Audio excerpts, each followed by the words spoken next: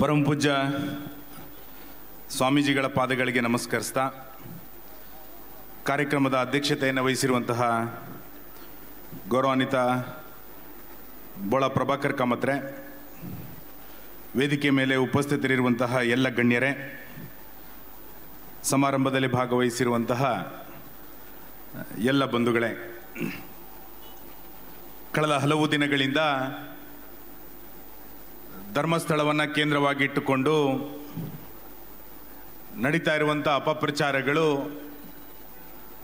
ನಮ್ಮೆಲ್ಲರ ಮನಸ್ಸಿನಲ್ಲಿ ಸಹಜವಾಗಿ ವೇದನೆಯನ್ನು ನಿರ್ಮಾಣ ಮಾಡಿದೆ. ರಾಜ್ಯದ ಬೇರೆ ಬೇರೆ ಭಾಗಗಳಲ್ಲಿ ಈ ವಿಷಯದ ಕುರಿತಂತೆ ಹೋರಾಟಗಳು, ಜನಜಾಗೃತಿಯ ಸಭೆಗಳು ನಿರಂತರವಾಗಿ ನಡೀತಾನೆ ಇದೆ. ಸ್ವಲ್ಪ ನಿಧಾನವಾಗಿ ಸಮಾಜ ಎಚ್ಚೆತ್ತುಕೊಳ್ಳಿಕ್ಕೆ ಪ್ರಾರಂಭ ಮಾಡಿದೆ. ಈ ರೀತಿ ದೇವಸ್ಥಾನಗಳನ್ನು, ಹಿಂದೂ ಧಾರ್ಮಿಕ ಕ್ಷೇತ್ರಗಳನ್ನು ಗುರಿಯಾಗಿಸಿ ನಡೆಯುವಂಥ ಅಪಪ್ರಚಾರ ಇದು ಮೊದಲ ಸಾರಿ ಏನಲ್ಲ. ಕಳೆದ ಹಲವು ವರ್ಷಗಳಿಂದ ನಿರಂತರವಾಗಿ ನಾಡಿನಾದ್ಯಂತ ಒಂದು ವ್ಯವಸ್ಥಿತವಾದಂಥ ಗುಂಪು ಈ ಪ್ರಯತ್ನವನ್ನು ಬೇರೆ ಬೇರೆ ಸಂದರ್ಭಗಳಲ್ಲಿ ಮಾಡ್ತಾನೆ ಬಂದಿದ್ದಾರೆ. ಧರ್ಮಸ್ಥಳದ ನಂಬಿಕೆಯನ್ನು ದುರ್ಬಲಗೊಳಿಸುವಂತಹ ಹುನ್ನಾರ ಇದರ ಹಿಂದೆ ಇದೆ. ಅರಾಜಕತೆಯನ್ನು ಸೃಷ್ಟಿಸುವಂಥ ಒಂದು ಷಡ್ಯಂತ್ರದ ಭಾಗವಾಗಿ ಇದು ನಡೀತಾ ಇದೆ. ಜಾತಿಗಳ ನಡುವೆ ಗೊಂದಲವನ್ನು ನಿರ್ಮಾಣ ಮಾಡಬೇಕು ಅನ್ನುವಂತಹ ಒಂದು ಹುನ್ನಾರವೂ ಕೂಡ ಇದರ ಹಿಂದೆ ಇದೆ. ವಿದೇಶಿ ಶಕ್ತಿಗಳ ಪಿತೂರಿಯೂ ಕೂಡ ಇದರ ಹಿಂದೆ ಇದೆ ಅನ್ನೋದನ್ನು ನಾವು ಯಾರೂ ಕೂಡ ಮರೀಲಿಕ್ಕಿಲ್ಲ. ಧರ್ಮಸ್ಥಳದ ವಿಷಯದಲ್ಲಿ ಬೇರೆ ಬೇರೆ ರಾಜ್ಯಗಳಲ್ಲೂ ಕೂಡ ಇದರ ಪೂರ್ವ ತಯಾರಿಗಳು ನಡೆದಿತ್ತು ಅನ್ನುವಂಥದ್ದು ಬೇರೆ ಬೇರೆ ಸಂದರ್ಭಗಳಲ್ಲಿ ಗೊತ್ತಾಗಿದೆ. ಹಿಂದೂ ಧಾರ್ಮಿಕ ಕ್ಷೇತ್ರಗಳನ್ನು, ಭಾವನೆಗಳನ್ನು ದುರ್ಬಲಗೊಳಿಸ್ತಾ ಹಿಂದೂಗಳಲ್ಲಿರುವಂಥ ಒಗ್ಗಟ್ಟನ್ನು ಮುರಿಬೇಕು ಅನ್ನುವಂಥ ಪ್ರಯತ್ನವನ್ನು ಸಾಕಷ್ಟು ಜನ ಕರ್ನಾಟಕದಲ್ಲಿ ಮತ್ತು ಬೇರೆ ಬೇರೆ ಕಡೆಗಳಲ್ಲಿ ಮಾಡ್ತಾನೆ ಬಂದಿದ್ದಾರೆ. ಇದೊಂದು ನಿರಂತರವಾದಂಥ ಪ್ರಕ್ರಿಯೆ. ಸೌಜನ್ಯ ಸಾವಿನ ಬಗ್ಗೆ ನಮಗೆಲ್ಲರಿಗೂ ಕೂಡ ಅನುಕಂಪ ಇದೆ. ಆ ಹೆಣ್ಣು ಮಗಳ ಬಗ್ಗೆ, ಆ ಇಡೀ ಕುಟುಂಬದ ಬಗ್ಗೆ ಸಹಾನುಭೂತಿ ಇದೆ. ಮುಂದೆ ಯಾವುದೇ ಹೆಣ್ಣು ಮಕ್ಕಳಿಗೆ ಈ ರೀತಿ ಆಗಬಾರದು ಅನ್ನುವಂಥ ಎಚ್ಚರಿಕೆಯೂ ಕೂಡ ಈ ಸಮಾಜದಲ್ಲಿದೆ. ಆದರೆ ಈ ವಿಷಯವನ್ನು ಇಟ್ಟುಕೊಂಡು ಧರ್ಮಸ್ಥಳದ ಬಗ್ಗೆ, ಪೂಜ್ಯ ಕಾವಂದರ ಬಗ್ಗೆ ನಿರಂತರವಾದಂಥ ಅವಹೇಳನಗಳನ್ನು ಸಾಕಷ್ಟು ಜನ ಪದೇ ಪದೇ ಮಾಡ್ತಾ ಕುಂದೇಶ್ವರ ಹೇಳಿದಂತೆ ಒಂದು ಸಂಶಯವನ್ನು ಹುಟ್ಟಿಸುವಂಥ ಪ್ರಯತ್ನದಲ್ಲಿ ಕೆಲವು ದಿನಗಳಲ್ಲಿ ಅವರು ಯಶಸ್ಸನ್ನು ಕಂಡಿದ್ರು.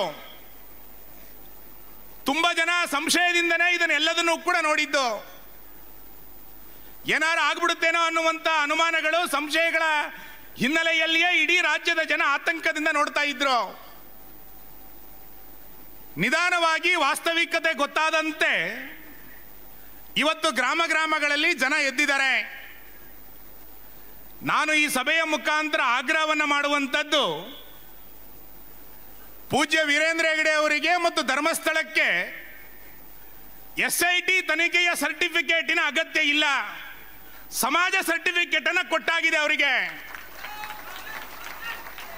ಯಾವುದೋ ತನಿಖಾ ಏಜೆನ್ಸಿಗಳು ಕಾವಂದರ ಬಗ್ಗೆ, ಧರ್ಮಸ್ಥಳದ ಬಗ್ಗೆ ಕ್ಲೀನ್ ಚೀಟ್ ಅನ್ನು ಕೊಡುವಂತ ಅಗತ್ಯ ಬಗ್ಗೆ ನಾವು ನಿರೀಕ್ಷೆನೇ ಮಾಡ್ತಾ ಇಲ್ಲ.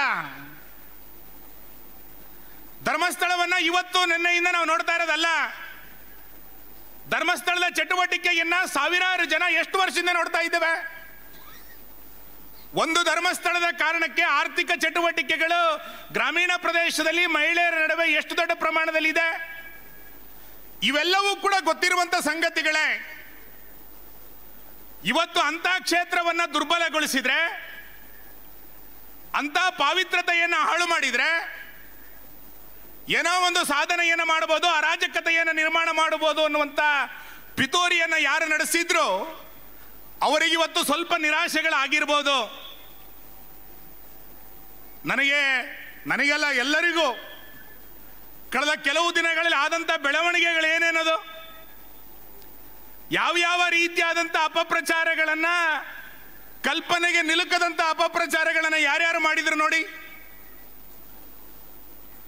ಸೂ ಫ್ರಮ್ ಸೋ ಪಿಕ್ಚರ್ ಬಂದಿತ್ತು, ಅಲ್ಲೂ ಸ್ಥಳೀಯ ಕಲಾವಿದರು ಸಾಕಷ್ಟು ಜನ. ಇಲ್ಲಿ ನಡೆದಿರುವಂಥದ್ದು ಗಿ ಫ್ರಮ್ ಮಾ. ಆ ಫಿಲಮಿನಲ್ಲಿ ಎಷ್ಟು ಜನ ಗಿ ಫ್ರಮ್ ನಿಂದ ಮಾ ತನಕ. ಒಬ್ಬ ಸಮೀರ್ ಬರ್ತಾನೆ, ಯೂಟ್ಯೂಬಿನಲ್ಲಿ ಹೇಳ್ತಾನೆ, ಸಾವಿರಾರು ಲಕ್ಷಾಂತರ ಜನ ಯೂಟ್ಯೂಬ್ ಅನ್ನು ವೀಕ್ಷಣೆ ಮಾಡ್ತಾರೆ. ಸಮೀರ್ ಬಂದಾಗಲೇ ಈ ಸಮಾಜ ಎಚ್ಚೆತ್ತುಕೊಳ್ಬೇಕಾಗಿತ್ತು. ಸಮೀರ್ ಬಂದಾಗಲೇ ಆಲೋಚನೆ ಮಾಡಬೇಕಾಗಿತ್ತು ಇದರ ದೂರದೃಷ್ಟಿ ಏನಿದೆ ಅಂತ. ನಮಗೆ ಗೊತ್ತೇ ಆಗಲಿಲ್ಲ ಅವಾಗ.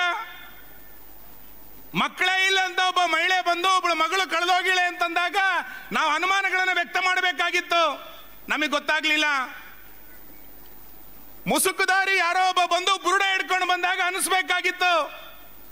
ಅಸಹಜ ಸಾವಿಗೂ ಕೊಲೆ ಮಾಡಿದಕ್ಕೂ ಯಾವ ರೀತಿಯಾದಂಥ ವ್ಯತ್ಯಾಸಗಳಿದೆ ಅಂತ ಗೊತ್ತಾಗಲಿಲ್ಲ ನಮಗೆ. ನೂರಾರು ಜನ ಧರ್ಮಸ್ಥಳಕ್ಕೆ, ಕರ್ನಾಟಕಕ್ಕೆ, ಉಜಿರೆಗೆ ಸಂಬಂಧ ಇಲ್ಲದಂತ ಯೂಟ್ಯೂಬ್ಗಳು ಬಂದು ಪುಂಖಾನುಪುಂಖಾನವಾಗಿ ಅಪಪ್ರಚಾರಗಳನ್ನು ಮಾಡಿದಾಗ ನಮಗೆ ಅನ್ನಿಸ್ಬೇಕಾಗಿತ್ತು ನಮ್ಮ ಧರ್ಮಸ್ಥಳ ಅಂತ. ನಮಗೆ ಅನ್ನಿಸ್ಲಿಲ್ಲ. ಯಾವ ಬೆಂಗಳೂರಿನಲ್ಲಿ ಕೇಂದ್ರ ಸ್ಥಾನದಲ್ಲಿ ಕೂತಂತ ರಾಜ್ಯವನ್ನು ಆಳುವಂತ ವ್ಯಕ್ತಿಗಳು ಎಡಪಂಥೀಯರ ಕೈಗೊಂಬೆಗಳಾಗಿದ್ದಾರೋ, ನಗರ ನಕ್ಸಲರ ಮಾತುಗಳನ್ನು ಕೇಳ್ತಾ ಬಂದಿದ್ದಾರೋ, ಈ ಸಂಸ್ಕೃತಿಯನ್ನು ಯಾರು ವಿರೋಧ ಮಾಡ್ತಾ ಇದ್ದಾರೋ ಅಂತವರ ಪ್ರಭಾವಕ್ಕೆ ಒಳಗಾಗಿದ್ದಾರೋ, ಅದರ ಪರಿಣಾಮವಾಗಿ ಎಲ್ಲ ಸಂಗತಿಗಳು ನಡೆದಿದ್ದು.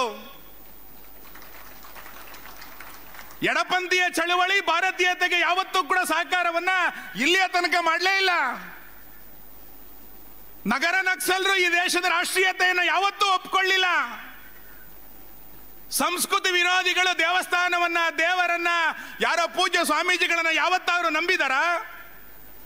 ಅಂತವರೆಲ್ಲರ ಕೂಟ ಗಿ ಫ್ರಮ್ ಮಾ ತನಕ ನಡೆದಿದೆ. ಪಾತ್ರಧಾರಿಗಳು ಸಮಾಜ ಎಚ್ಚೆತ್ತುಕೊಳ್ಬೇಕಾಗಿದೆ. ಇವತ್ತು ಆಲೋಚನೆಯನ್ನು ಮಾಡಬೇಕಾಗಿದೆ. ಇವತ್ತು ಧರ್ಮಸ್ಥಳ, ನಾಳೆ ಉಡುಪಿಗೆ ಬರ್ತಾರೆ, ನಾಡಿದ್ದು ಇನ್ಯಾವುದೋ ದೇವಸ್ಥಾನಕ್ಕೆ ಹೋಗ್ತಾರೆ, ನಾಳೆ ಚಾಮುಂಡಿ ಬೆಟ್ಟಕ್ಕೆ ಬರ್ತಾರೆ. ಇದು ಇಲ್ಲಿಗೆ ನಿಲ್ಲುತ್ತೆ ಅಂತ ಅನ್ಕೊಳ್ಬೇಡಿ. 13, 16, 17 ಗುಂಡಿಗಳನ್ನು ತೆಗೆದಾಗ್ಲೂ ಕೂಡ ನಾವು ಪ್ರತಿಭಟನೆಗೆ ಇಳಿಲಿಲ್ಲ ಅಂತಂದಾಗ ಅನುಮಾನ ಮಾಡಿ ಕಾರ್ಕಳದ ಗುಮ್ಮಡ ಬೆಟ್ಟಕ್ಕೂ ಬಂದ್ಬಿಡ್ತಿದ್ರೇನೋ ಗೊತ್ತಿರಲಿಲ್ಲ ನಮಗೆ. ಇವೆಲ್ಲವೂ ಕೂಡ ಸಂಶಯದಿಂದನೇ ನಡೆದಿದ್ದು. ಸಂಶಯವನ್ನು ಹುಟ್ಟು ಹಾಕ್ತಾ ಹಾಕ್ತಾ, ಅನುಮಾನಗಳನ್ನು ಹುಟ್ಟು ಹಾಕ್ತಾ ಹಾಕ್ತಾ ಏನು ಬೇಕಾದ್ರೂ ನಡೆಯುತ್ತೆ ಎನ್ನುವಂತ ವಾತಾವರಣವನ್ನ ಸೃಷ್ಟಿ ಮಾಡಿದಂತ ಪಾತ್ರಧಾರಿಗಳು ತುಂಬಾ ಜನ ಇದ್ದಾರೆ. ಹಾಗಾಗಿ ನಾವು ಹೇಳಿದ್ದು, ಇದರ ಬಗ್ಗೆ ವಿದೇಶದಲ್ಲಿ ಯಾರೋ ಮಾತಾಡ್ತಾರೆ, ಇದರ ಬಗ್ಗೆ ಡೆಲ್ಲಿನಲ್ಲಿ ಎಲ್ಲೋ ಚರ್ಚೆಗಳಾಗುತ್ತೆ, ತಮಿಳುನಾಡು, ಕೇರಳದಲ್ಲಿ ಇದರ ಬಗ್ಗೆ ತಯಾರಿಗಳಾಗುತ್ತೆ, ಯಾರ್ಯಾರೋ ಎಲ್ಲೆಲ್ಲೋ ಇದರ ಬಗ್ಗೆ ಕಾಮೆಂಟ್ಗಳನ್ನು ಮಾಡ್ತಾರೆ ಅಂತಂದ್ರೆ ಮಾನಸಿಕತೆಗಳು ಹೇಗಿದೆ ಅಂತ ನಾಡಿನ ಎಲ್ಲ ಜನರನ್ನ ಸರಿ ಮಾಡ್ಲಿಕ್ಕೆ ಆಗಲ್ಲ. ನಮಗೆ ಗೊತ್ತಿದೆ. 10%, 15% ಜನ ಈ ರೀತಿ ನೆಗೆಟಿವ್ ಚಿಂತನೆಗಳೇ ಇರ್ತಾರೆ. ಆದ್ರೆ ಸಜ್ಜನರು ಮನೇಲಿ ಕುತ್ಕೊಳ್ಬಾರ್ದಲ್ಲ ಅನ್ನೋದೇ ಚರ್ಚೆ. ಸಜ್ಜನರು ರಸ್ತೆಗೆ ಬರಲಿಲ್ಲ ಅಂತಾದ್ರೆ ಈ ರೀತಿ ಮಠ ಮಂದಿರಗಳ ಮೇಲಿನ ಆಕ್ರಮಣ ನಿರಂತರ ನಡೆಯುತ್ತೆ. ನಾವು ಸಜ್ಜನಿಕೆಯಿಂದ ಹೊರಗೆ ಬರಬೇಕಾಗಿದೆ. ವೈಟ್ ಕಾಲರ್ನಿಂದ ಹೊರಗೆ ಬರಬೇಕಾಗಿದೆ. ಅವತ್ತು ಒಬ್ಬ ಗೋರಿ ಮಹಮ್ಮದ್, ಅವತ್ತು ಒಬ್ಬ ಗಜ್ನಿ ಮಹಮ್ಮದ್ ಬಂದಾಗಲೂ ಕೂಡ ಸಜ್ಜನರು ಮನೆಯಲ್ಲಿ ಕುತ್ಕೊಂಡಿದ್ರಿಂದನೇ ಆ ದಾಳಿ ಅವತ್ತಿನಿಂದ ಇವತ್ತಿನ ತನಕ ನಡೀತಾ ಇರೋದು. ಸಜ್ಜನಿಕೆಯನ್ನು ಬಿಟ್ಟು ರಸ್ತೆಗೆ ಇಳಿಬೇಕಾಗಿದೆ. ಇದು ಕಾವಂದರಿಗೋಸ್ಕರ ಅಂತ ನನಗೆ ಅನ್ಸೋದಿಲ್ಲ. ಇದು ಯಾವುದೋ ಒಂದು ಕುಟುಂಬದ ಪರ ಅಂತ ನನಗೆ ಅನ್ಸೋದಿಲ್ಲ. ನಾನು ವಿಧಾನಸಭೆಯಲ್ಲಿ ಮಾತಾಡಿದಾಗ ಎಲ್ಲರೂ ಹೇಳಿದ್ರು, ಧರ್ಮಸ್ಥಳದ ಪರ ನೀವು ಮಾತಾಡಿದ್ರಿ. ನಾನು ಧರ್ಮಸ್ಥಳದ ಪರ ಮಾತಾಡಿದ್ದೀನಿ ಅನ್ನೋಕ್ಕಿಂತ ಹೆಚ್ಚಾಗಿ ಹಿಂದುತ್ವದ ಬಗ್ಗೆ ನನಗಿರುವಂತಹ ಬದ್ಧತೆಯನ್ನು ತೋರಿಸಿದೆ ಅಷ್ಟೇ. ಅರೆ ಯಾರೋ 4 ಜನ 5 ಜನ ಯೂಟ್ಯೂಬ್ಗಳನ್ನ, ಮೊಬೈಲ್ಗಳನ್ನ ಇಟ್ಟುಕೊಂಡು ದೇವಸ್ಥಾನಗಳನ್ನ ಹೇಗೆ ಬೇಕಾದ್ರೂ ಮಾಡ್ತಾರೆ ಅಂತಂದ್ರೆ ಒಬ್ಬ ಹಿಂದುತ್ವವಾದಿಯಾಗಿ ಸುಮ್ಮನೆ ಕೂತ್ಕೊಳ್ಳಿಕ್ಕೆ ಸಾಧ್ಯ ಇದೆಯಾ? ಹೌದು, ನನ್ನ ಬಗ್ಗೆ 100 ಕಾಮೆಂಟ್ಗಳನ್ನು ಹಾಕಿದ್ದಾರೆ. ನಾವು ಎದುರೋದಿಲ್ಲ ಅದಕ್ಕೆ. ಇಂಥ 100 ಹೋರಾಟಗಳನ್ನು ನೋಡ್ಕೊಂಡೇ ಬಂದಿದ್ದು ಇಲ್ಲಿಗೆ. ಎಲ್ಲರೂ ಆಲೋಚನೆಯನ್ನು ಮಾಡಬೇಕು. ರಸ್ತೆಗೆ ಬರಲೇಬೇಕಾಗಿದೆ. ನಮ್ಮ ಮೊಮ್ಮಕ್ಕಳ ಕಾಲದಲ್ಲಿ ಸಮಾಜ ಚೆನ್ನಾಗಿರ್ಬೇಕು, ನಮ್ಮ ಮುಂದಿನ ಪೀಳಿಗೆ ನೆಮ್ಮದಿಯಿಂದ ಬದುಕಬೇಕು ಅಂತಾದ್ರೆ ಇವತ್ತು ರಸ್ತೆಗೆ ಬರಲೇಬೇಕು. ಇವತ್ತು ಧರ್ಮಸ್ಥಳದ ರಕ್ಷಣೆ ಅಲ್ಲ, ಇದು ಸಮಾಜದ ರಕ್ಷಣೆ ಅಂತ ಅನ್ಕೊಳ್ಬೇಕಾಗಿದೆ. ಇವತ್ತು ಹಿಂದುತ್ವದ ರಕ್ಷಣೆ ಅಂತ ಅನ್ಕೊಳ್ಬೇಕಾಗಿದೆ, ಸಂಸ್ಕೃತಿಯ ರಕ್ಷಣೆ ಅಂತ ಅನ್ಕೊಳ್ಬೇಕಾಗಿದೆ. ಆ ಕಾರಣಕ್ಕೋಸ್ಕರ ಮನೆಯಿಂದ ಹೊರಗೆ ಬರಬೇಕು ಅನ್ನುವಂಥ ವಿನಂತಿ ನಂದು.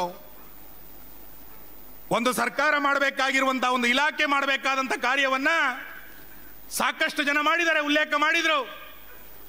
ಗಿಳಿಯಾರು ಬಹಳ ತುಂಬಾ ಚೆನ್ನಾಗಿ ಕೆಲಸ ಮಾಡಿದ್ದಾರೆ. ಒಂದು ಇಲಾಖೆ ಮಾಡಬೇಕಾದಂತ ತನಿಖಾ ವರದಿಯನ್ನ ಪವರ್ ಟಿವಿ ಮಾಡಿದ್ದು, ಜಿತೇಂದ್ರ ಕುಂದೇಶ್ವರ್ ಮಾಡಿದ್ರು, ಕಿರಿಕೀರ್ತಿ ಮಾಡಿದ್ರು. ಇಂಥ ನೂರಾರು ಜನ, ಸುವರ್ಣದವರು ಮಾಡಿದ್ರು. ಇಂಥ ನೂರಾರು ಜನ ಒಂದು ತನಿಖಾ ವರದಿಯನ್ನ ಇಲಾಖೆ ಮಾಡಬೇಕಾಗಿದ್ದನ್ನ ಇವರೆಲ್ಲರೂ ಕೂಡ ಮಾಡಿದ್ರು. ಇವತ್ತು SIT ತನಿಖೆ ಮುಖಾಂತರ ಮತ್ತೊಂದು ಮುಖ ಪರಿಚಯ ಆಗ್ತಾ ಇದೆ. ಯಾರ್ಯಾರು ಎಲ್ಲೆಲ್ಲಿ ಏನೇನು ಪಿತೂರಿಗಳನ್ನು ಮಾಡಿದ್ರು ಅಂತೇಳಿ ಹೊಸ ಹೊಸ ಪರಿಚಯಗಳಾಗ್ತಾ ಇದೆ. ನಾವು ಸುಮ್ಮನೆ ಕೂತ್ಕೊಂಡ್ರೆ ನಾಳೆ ನಮ್ಮೂರಿನಲ್ಲೂ ಕೂಡ ನೂರಾರು ಬುರುಡೆಗಳು ಎದ್ದು ಬಿಡ್ಬೋದು. ನೂರಾರು ಜನ ಮುಸುಕುದಾರಿಗಳು ಇಲ್ಲೂ ಇದ್ದಾರೆ. ಆ ಮುಸುಕುದಾರಿಗಳಿಗಿಂತ ಅಪಾಯ ಯಾರು ಅಂತ ಕೇಳಿದ್ರೆ ಮೌನವಾಗಿ ಕೂತಿರುವಂತ ಸಜ್ಜನರು ಬಹಳ ಅಪಾಯ. ಸಜ್ಜನಿಕೆಯಿಂದ ಹೊರಗೆ ಬರಬೇಕು. ಇವತ್ತು ಸಜ್ಜನಿಕೆಯನ್ನು ಇಟ್ಕೊಂಡ್ರೆ ಸಮಾಜ ರಕ್ಷಣೆ ಮಾಡ್ಲಿಕ್ಕೆ ಆಗೋದಿಲ್ಲ. ಧರ್ಮ ಜಾಗೃತಿಯ ಸಭೆ ಅಂತಂದ್ರೆ ನಮ್ಮನ್ನ ನಾವು ಜಾಗೃತಗೊಳಿಸ್ತಾ ಇಡೀ ಸಮಾಜವನ್ನ ಮುನ್ನಡೆಸಬೇಕಾಗಿದೆ.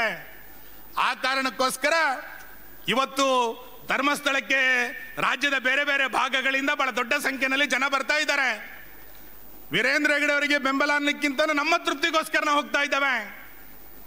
ಮುಂದಿನ ದಿನಗಳಲ್ಲಿ ನಮ್ಮ ಹೋರಾಟ, ನಮ್ಮ ಚಿಂತನೆ ಯಾವ ರೀತಿ ಇರಬೇಕು ಅಂತಂದ್ರೆ, ಯಾವುದೇ ಒಂದು ಗುಂಪು ಅಥವಾ ಯಾವುದಾದ್ರೂ ಒಂದು ವಿಚಾರಧಾರೆ ಅಥವಾ ಯಾವುದಾದ್ರೂ ಒಬ್ಬ ವ್ಯಕ್ತಿ ಹಿಂದೂ ಧಾರ್ಮಿಕ ಕ್ಷೇತ್ರಗಳ ಬಗ್ಗೆ ತುಟಿಕ್ ಪಿಟಿಕ್ ಅನ್ನಬಾರ್ದು. ಆ ರೀತಿಯಾದಂಥ ಎಚ್ಚರಿಕೆಯನ್ನು ಸಮಾಜ ಕೊಡಬೇಕು. ಹಾಗಾದಾಗ ಮಾತ್ರ ಸ್ವಲ್ಪ ಭಯ ಬರುತ್ತೆ. ಇವತ್ತು ಭಯ ಇಲ್ಲದಂತ ವಾತಾವರಣವನ್ನ ತುಂಬಾ ಜನ ಸೃಷ್ಟಿ ಮಾಡಿಬಿಟ್ಟಿದ್ದಾರೆ.